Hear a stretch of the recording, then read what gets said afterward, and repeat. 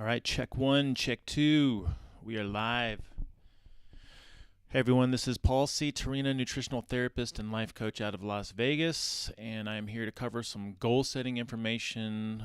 This is some of my little hints and tips and tricks, and it's from the heart. Take it or leave it. You better take it actually, because I put a lot of time into this. But I feel absolutely amazing today, and I'm just loving life. I'm up here, at my office, up here at the CrossFit Combine. We got this great little synergy going, and Yessie and Colby asked if I could put together something related to goal setting for the new year. And this is one of the big things that we do in our progression, like the SHT. It's something that we work with our private clients on a lot.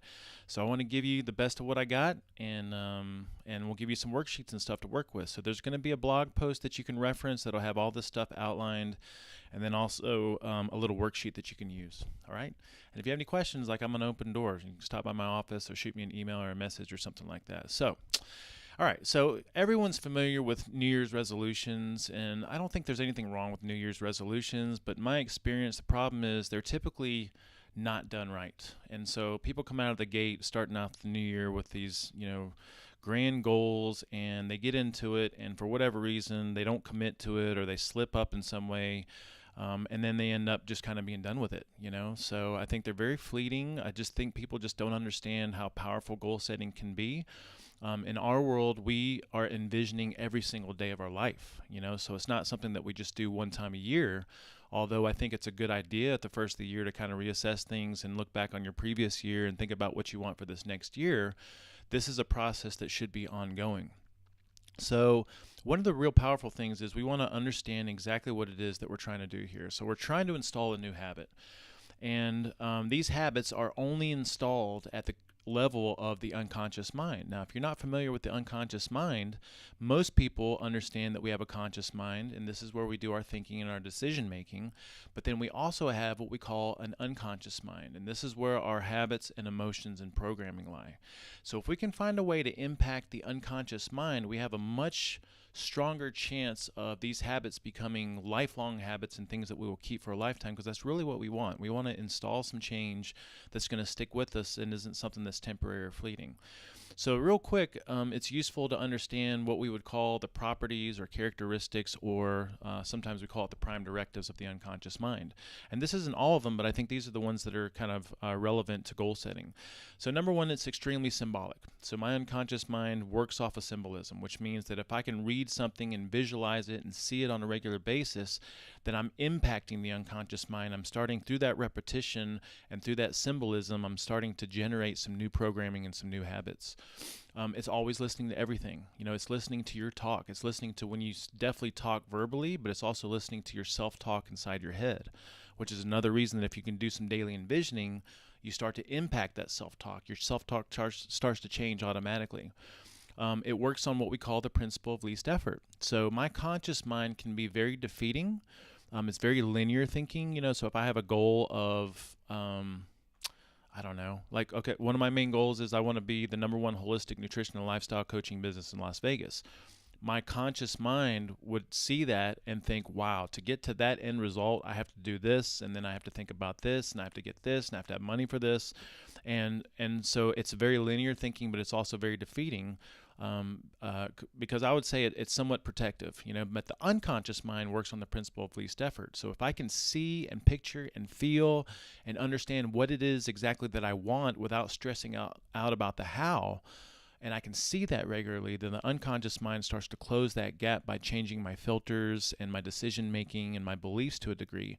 And so I start to bring in potentials of all kinds of things that I want, and I'm not doing it at the conscious level. I'm doing it unconsciously. And if you need more explanation on that, I can talk about it for hours. It takes everything personally, meaning that negative things, negative talk, gossip, being upset and angry, it's really just gossip towards yourself and being angry towards yourself. So we want to minimize or eliminate like negative talk in general. It doesn't know the difference between past, present, and future. And so when we word a lot of the things that we word for affirmations and envisioning statements, we want to word them in the present tense. Because if I word something in a state of will be, like I want to be fit, healthy, and lean, I want to get 6 pull-ups, I will get 6 pull-ups. To the unconscious mind, you're in a perpetual state of always will be and never actually getting there. So we want to word things in the present tense. It doesn't process negatives. So we always want to focus on the aspect of what we want versus the opposite of what we don't want. And we see this a lot in goal setting. So a lot of people will think about the weight they want to lose or about the disease they want to avoid. And the problem is that you're giving attention and energy to the thing that you're trying to get rid of or avoid. And what you want to do instead is think about what you really want, the positive aspect of it. So it maintains instincts and it generates habits, and it needs repetition until a habit is installed. So the way that you install, we call it installed, it's like programming. The way that you install a habit is just through repetition, and through that repetition, you start to change your beliefs and the way that you interact with your environment. And then what's really cool about the unconscious mind, and I think just humans in general, is that we're programmed to continually seek more and more and evolve and create and dream and think about things that we want. So goal setting is crucial because, as far as we know, we're one of the only animal species that can actually think about what we want and then create that. And everything that has ever been created, everything that we want in our life, starts out as a thought first, right? So we have to have that idea.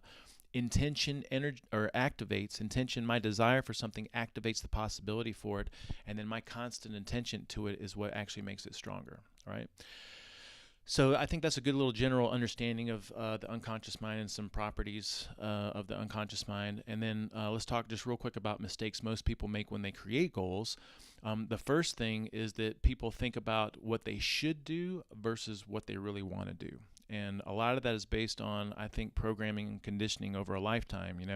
When I was a kid, I remember wanting to be and do all kinds of different crazy things, but then I got into this mode of what I think I need to do to make money, or what I think I need to do as a career that would be a good career, like the typical doctor, lawyer, not that there's anything wrong with that kind of stuff, but I think a lot of us have been programmed and conditioned, and we don't realize it, to think that we want certain things. But if we're really honest with ourselves and ask ourselves, what do I really want in this area of my life, it's going to be very different from what we think we should do.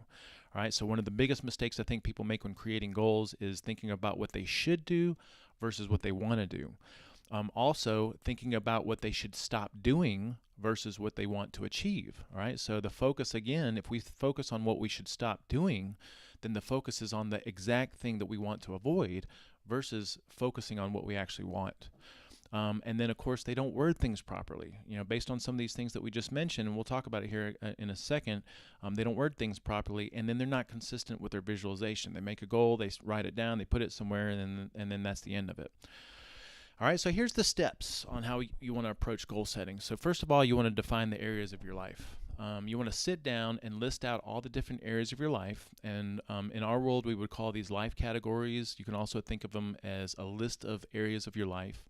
And the main ones that most people gravitate towards are going to be things like personal relationships, family, health, fitness and performance, career, financial, and then I always like to throw in their contribution. And you may have some added ones that you want to throw in there, but we want to define those areas of our life so we can compartmentalize them. And it makes it easier to come up with goals and envisioning statements for those different areas. So the first thing that you want to do is come up with your areas of your life, and I have a list of these suggestions on the blog post and in the resource that we're giving you. The second thing that you want to do is use this closing the gap sheet that we put together. It's a worksheet, and you want to use this sheet on every single area of your life. So in that sheet, there's 3 steps and there's 3 boxes. The first box is, what do I want? And this is where we want to actually clarify the end result, the end state, the optimal state of being. And let me just switch over here to this sheet because I want to make sure that I'm covering this right. All right, so the question on the sheet is, what do I truly want in the blank area of my life? And there's 2 different ways to look at that. The first one is you want to think about one thing that is measurable and attainable that you can achieve. So a great example within the fitness realm would be like achieving 10 pull-ups. I can do 10 strict pull-ups without resting. That's a great measurable, attainable goal that once you achieve it, it's done with. But then you also want to think about like one general vision statement that describes you at your best in that area, like a general vision statement. And that will take a little bit of creativity and a little bit of time. So you really want to write out a statement that describes you at your highest and best self in that area. And that's a state of being. It's an ongoing thing. I am fit, healthy, and lean. I'm always focused on form and technique. I take honor and pride in my rep count. Those are things that aren't going to be achievable and attained and then done with. They're things that you want to keep in place, right? So 2 different things that you want to think about in that first step is, when you ask yourself, what do I truly want in the blank area of my life, you want to think about measurable things that are attainable, and then once you attain them, they're done with, and then you have to come up with a new goal. And you also want to think about states of being, like a vision statement for that area, all right? And you want to do both of those for each life category. All right. And then the second thing is, the second step on that sheet, you're going to have the first box, which is what do I want? The second box is going to be below the middle box. It's actually down at the bottom, and it is where am I now? And you would just give a description of where you are in that life category right now, a very realistic, honest assessment of where you are. And then the third step is to come to that middle box, and this is where we're going to close the gap.